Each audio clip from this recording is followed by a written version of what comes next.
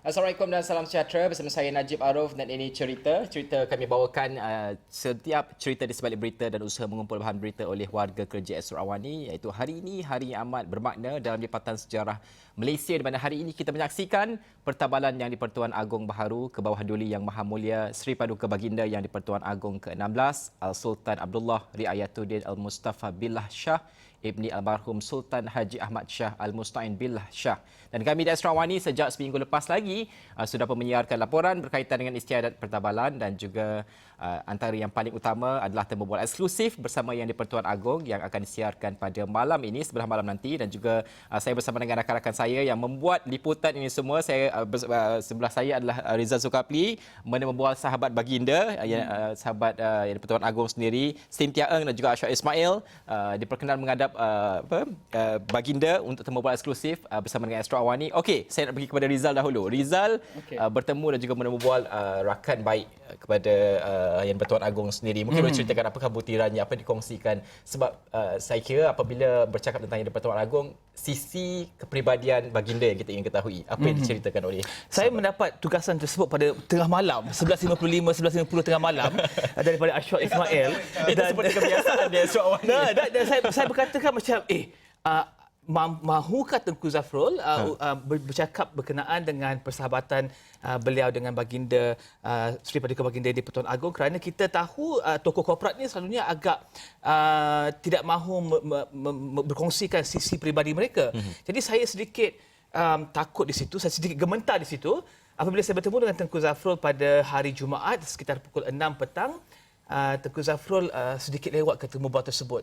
Saya diberitahu oleh pegawai seranta untuk CIMB, mereka menyatakan bahawa Tengku Zafrul juga nervous untuk ataupun sedikit gementar untuk mengadakan temu bola berkenaan. Jadi mereka melakukan persiapan untuk Tengku Datuk Seri Zafrul di dalam bilik beliau, dan kemudian apabila bertemu dengan Tengku Datuk Seri Zafrul, Tengku Zafrul sedikit gementar dan dia berkatakan bagaimana nak lakukan perkara ni. Saya cakap tak apa, kita borak-borak je. Kita borak-borak dan juga ceritakan bagaimana baginda Al-Sultan Abdullah ini adalah rakan Tengku Zafrul, dan juga bagaimana hubungan tersebut bermula, bagaimanakah peribadi baginda Al-Sultan Abdullah, dan juga apakah cerita di sebalik pertemuan tersebut. Jadi saya ingin cuba kupaskan persahabatan berkenaan, kerana kita tahu sisi Sri Paduka Baginda sebagai seorang pemimpin tertinggi negara dan juga sisi peribadinya, apakah perbezaannya. Jadi apabila saya dapat temu bual dengan Tengku Datuk Seri Zafrul, kita tahu bahawa kepribadian Tuanku Al-Sultan Abdullah ini adalah seperti apa kita dapat lihat di media sosial, dapat lihat di kaca TV. Keikhlasan tersebut memang nyata dan juga memang wujud di mana-mana sahaja baginda pergi. Dan bukan hanya sesuatu yang dengan izinnya yang direka-reka untuk kaca TV, sebaliknya daripada pertemuan dengan rakan, daripada persahabatan sendiri baginda dengan rakan-rakan baginda, dan juga kepadalah berkenan menjemput Tengku Zafrul untuk pergi makan bersantap di rumah bersama dengan ahli keluarga diraja pada ketika itu. Jadi kita dapat lihat keikhlasan persahabatan tersebut, dan juga bagaimana cerianya Tengku Datuk Seri Zafrul ketika menceritakan berkenaan dengan persahabatan beliau bersama dengan Tuanku Al-Sultan Abdullah. Kita mungkin boleh dengar sedikit temu bual, sedikitlah sedutan temu bual Rizal bersama dengan Tengku Datuk Zafrul. Mungkin kita boleh dengarkan.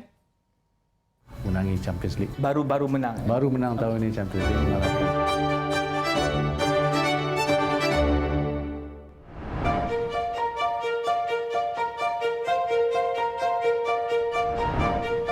Tuanku ni dia peminat bola sepak di dalam Liga Inggeris. Dia peminat pasukan Arsenal. Memang saya memang kesianlah semua penyokong-penyokong Arsenal yang tidak pernah menang apa-apa piala. Saya menyokong pasukan Liverpool yang baru menangi Champions League. Jadi kadang-kadang biasalah kita selalu cuba bergurau dengan kawan-kawan, dan termasuk tuanku apabila pasukan tuanku Arsenal kalah, kita akan hantar biasanya ada joke-joke di WhatsApp group. Tapi minat ni memang bukan saja dari segi tengok bola, tapi kadang-kadang bermain sekali. Tuanku ni memang seorang yang very kompetitif. Kita pernah masa lebih kurang 10 tahun lepas lah bermain bola bersama. dan juga pernah bermain hoki bersama. Of course, golf pun ada, kalau kita ada aku ada masa dan saya ada masa, kita cuba main golf together. Bila bersukan ni memang tak sukalah kalau kita bagi can. Kadang kita nak bagi can pun tak ada can pasal dia memang lebih, dia memang very competitive. Jadi yalah, itulah personality tuanku.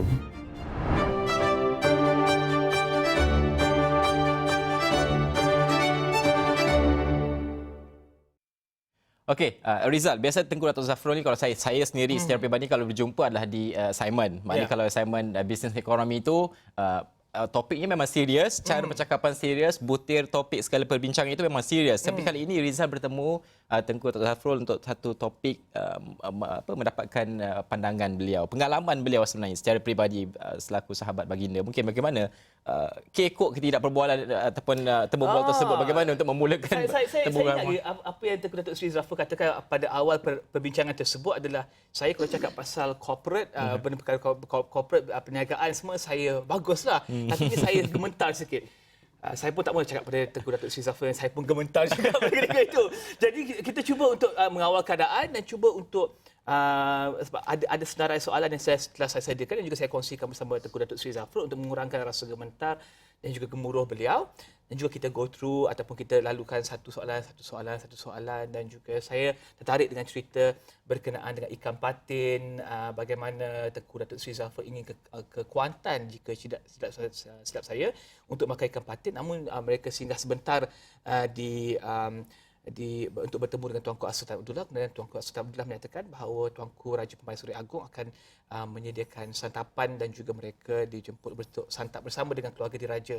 Itu adalah cara cerita menarik yang dibawakan oleh Tengku Datuk Seri Zafrul.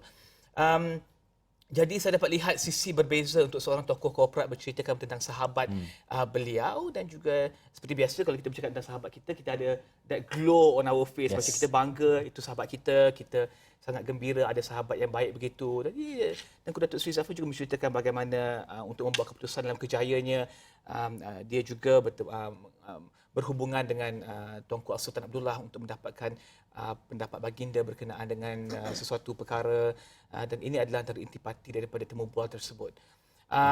Dan saya kira saya walaupun tidak dapat mengadakan temu bual dengan Tuanku As-Sultan Abdullah, namun saya dapat lihat sisi baginda daripada mereka yang dekat dengan baginda, dan ini kepribadian ini dan juga keterujaan mereka untuk menceritakan pengalaman mereka sebagai seorang sahabat kepada baginda dapat dirasai, dan juga memang keikhlasan tersebut ada di situ. Kita terus saja bersama dengan dua orang individu yang merasai sendiri pengalaman secara langsung pergi ke Istana Negara, diperkenan menghadap Tuanku As-Sultan Abdullah. Saya tidak pernah untuk mendekati berkesempatan untuk mendekati istana sekalipun, apatah lagi untuk memasuki. Mungkin kali ini berbeza sedikit. Yang di-Pertuan Agong kita membenarkan temu bual eksklusif, dan kita Astro Awani berpeluang Ashwat dan Cynthia diperkenan menghadap untuk mengadakan temu bual. Kalau boleh saya bawakan iPad saya, adakah dihubungkan ketika ini? Kalau kita boleh tunjuk gambar sikit. Ini gambar Ashwat Ismail. Ashwat Ismail muat naik di Instagram beliau. Ini bersama dengan Cynthia Eng. Cantik Cynthia. Saya lontarkan soalan yang pertama kepada mereka. Adakah rasa gemuruh ketika sebelum mengadakan temu bual bersama dengan Tuanku As-Sultan Abdullah? Adakah rasa gemuruh tersebut? Okey, seperti Najib kata, saya juga sama, tak pernah masuk istana, tak pernah temu bual kerabat diraja, mungkin Ashwat pernah. Jadi gemuruh tu ialah sebelum nak jumpa tuanku, sebab takut tersalah cakap, sebab di istana kena guna bahasa istana dan protokol-protokol tu perlu kita ikuti. Jadi gementar tu saya rasa sebelum temu menembual jumpa dengan tuanku, dan tetapi apabila dah jumpa dengan tuanku, dah sembah, dan saya rasa kepribadian tuanku yang sangat easy going dan dia down to earth membuatkan proses interview tu sangat relaxing. Jadi nak tanya soalan pun tak takut, sebab dia chill, kalau saya boleh katakan. Dia seorang yang sangat easy going. Itu sebab yang kita memilih untuk ada dua bahagian interview tu, kalau kita perasan kan. Satu untuk malam ini pada pukul 9 malam kita akan saksikan di mana temu bual tu beri fokus kepada buat pertama kalinya sukar untuk kita membayangkan sebelum ini kita temu bual dalam program bual bicara talk show lah dengan Yang di-Pertuan Agong. Tetapi satu sosok yang satu ketika dahulu kita kenali, Tengku Abdullah dalam FAM contohnya, sangat mesra dengan media. Itulah juga sosok yang dibawa dalam institusi ini Pertuan Agong kali ini. Yang tu yang istimewa. Dan kita dapat lihat sisi-sisi berbeza. Sebab tu soalan macam bukan sahaja soalan-soalan seperti what does it take? Visi Apa yang perlukan untuk menjadi seorang Good raja king. yang baik? Atau dan Tuan Agong yang apa yang diperlukan dalam era kini yang kita tahu serba-serbinya zaman teknologi yang dipacu kemajuan teknologi sebagainya kan. Kita juga tanya juga macam kita tahu Tuanku Agong kita ni favorite team dia adalah Arsenal. Tapi kita memohon perkenan Tuanku untuk jawab untuk memilih antara satu MU kah? Liverpool. Itu antara yang kita saksikan. Kerana kita tahu seperti mana Ada klipnya. ada klipnya Tengku Zafrul memang hardcore Liverpool Liverpool fan fan. kan. Hardcore Liverpool. So kita lihat sikit antara sisi-sisi menarik apabila kita bercakap tentang bola sepak lah contohnya. Kita boleh saksikan. Ya.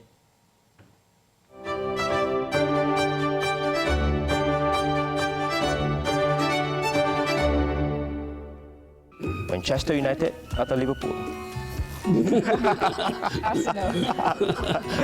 This case Liverpool. In this case Liverpool. Okay.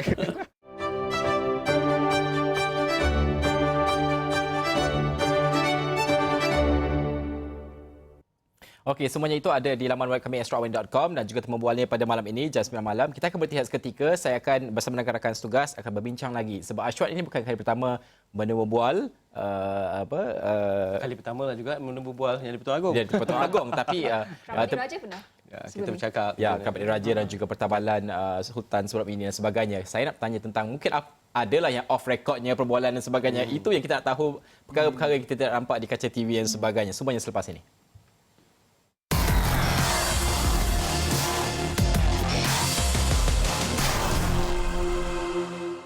Anda masih lagi menonton cerita bersama saya Najib Arif dan juga bersama dengan rakan-rakan setugas saya yang lain. Okey, tadi kita dah bincangkan tentang temu bual di Istana Negara dan juga biasa temu bual ini dia akan ada off recordnya yang kita tidak boleh paparkan, tunjukkan kepada umum. Mungkin sisi itu kalau Ashwat dan juga Sinta boleh kongsikan apa antara mungkin gurauan apa yang diperkatakan oleh tuanku Sultan Abdullah sendiri. Macam-macam. Tuanku Agong kita seorang yang sangat humble, seperti mana easy going, seperti mana Cynthia sebut tadi. Kita tahu pelbagai idea dan dia juga antara lain seperti mana Cynthia, dia juga macam-macam soalan nak tanya. Saya pun macam-macam soalan nak tanya. Kita berterima kasih kepada pihak Istana Negara. Comms teamnya yang sangat mantap, pegawai protokolnya yang sangat helpful, membantu kita untuk melancarkan proses perjalanan temu bual bersama Tuanku Agong kita. Baginda seorang yang sangat easy going macam mana kita lihat baginda di kaca TV, di media-media. Yang kali ini juga kita lihat di mana yang di Pertuan Agong membuatkan institusi yang di Pertuan Agong itu sendiri lebih terbuka. Dan persoalan-persoalan itu kita bangkitkan dalam temu bual kita saksikan pukul 9 malam nanti.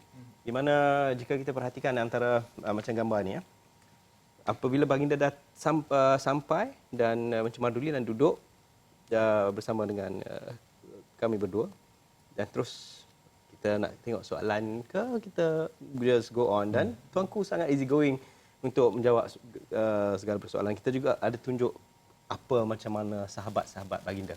Contoh seperti Datuk Hatta Ali. Datuk Hatta Ali, Mungkin ya. yang tu Cynthia, kita bersama dengan Datuk Hatta Ali. Jadi Datuk Hatta Ali merupakan rakan karib kepada tuanku. Mereka dah berkenalan sejak tuanku zaman remaja mereka bermain polo. Jadi Datuk Hatta merupakan bekas pemain polo kebangsaan dan juga pengulas sukan polo secara profesional. Jadi dia memang mengenali tuanku dengan amat dekat sekali sebab sejak kecil apabila tuanku main polo bersama dengan almarhum Paduka Ayanda, dia bersama juga dengan Datuk Hatta Ali. Jadi seperti yang Tengku Zafrul kata tadi kan, sebenarnya tuanku ni memang tak kasih chance. Ini pun yang dikatakan sama oleh Datuk Hatta. Kerana katanya kalau di padang polo ke, padang bola sepak ke, padang tenis atau hoki, dia nak satu cabaran yang sebenar-benarnya. He's very competitive. Jadi kalau dia kena langgar ke dia okey. Tapi seperti katalah dia very competitive and saya masih ingat lagi tuanku kata apa. Dia kata sebenarnya dia dalam satu pasukan dia lebih berperanan sebagai strategis. Yeah. Not so much the goal scorer, maybe he's the strategist. Dan dia seorang penggerak pasukan tersebut. Dan I ingat dia kata, it doesn't matter who scores goal as long as the team wins. So memang menyelahkan sifat competitiveness dan sifat kesukanannya yang tinggi. Kita juga ada sedikit sedutan untuk penonton, kita nak tengok juga macam mana hasil temu bual dan sebagainya. Kalau boleh tunjukkan sedikit temu bualnya.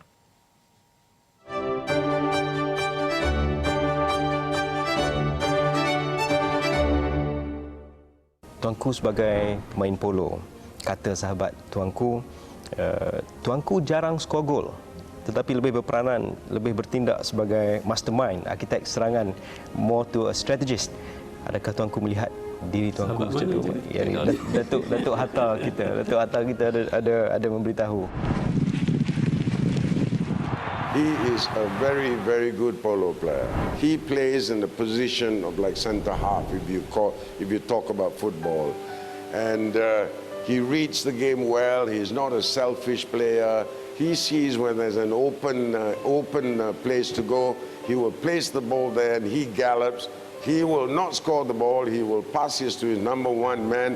The number one man will always score the goal. He's a very careful player. His brother is much aggressive than Tuanku. Young Dipertuan Agong takes the ball, he hits a long shot, and he's been taken over by the opponent, and he tries to gallop. He's been ridden off real hard, and he cannot move. He's just getting stuck with his opponent. Singapore takes the ball back in and attack to Pahang side. And Pahang, there's Gabriel, a 9 handicap, one of the best in the world. Takes a long backhand. Tunku Muda turns at the center of the field. He gallops again. Tunku Muda is an aggressive player. Here he comes, galloping. He scores a goal from 80 yards. What a lovely shot, ladies and gentlemen. It's a team game. So whether I score or I don't score, but ultimately we have to win. And that's more important. Is or were the ambassador of polo for our country, and this is how a lot of polo playing countries knows where Malaysia is.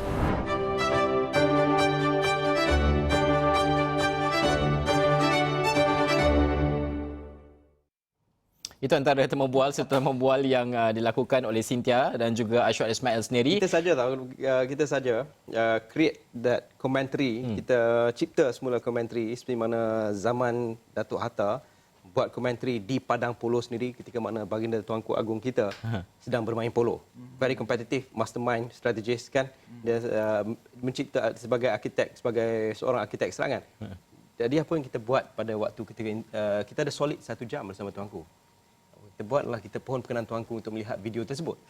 Dan Tuanku pun tengok telefon dan we play the video. Kita pun bermain video berkenaan dan Tuanku tengok komentari dia. Dan antara benda off record yang antara titah Tuanku sikit sebanyak yang kita dengar. Wow, he still has it. Bermakna walaupun dah meningkat usia dan sebagainya, Datuk Hatta selaku seorang sahabat dikenali di luar dan di dalam ketika permainan polo itu sendiri. Itu antara secara peribadinya, apa yang pengalaman Ashwat sendiri dan juga Cynthia yang berada di Istana Negara berbual Tuanku Al-Sultan Abdullah.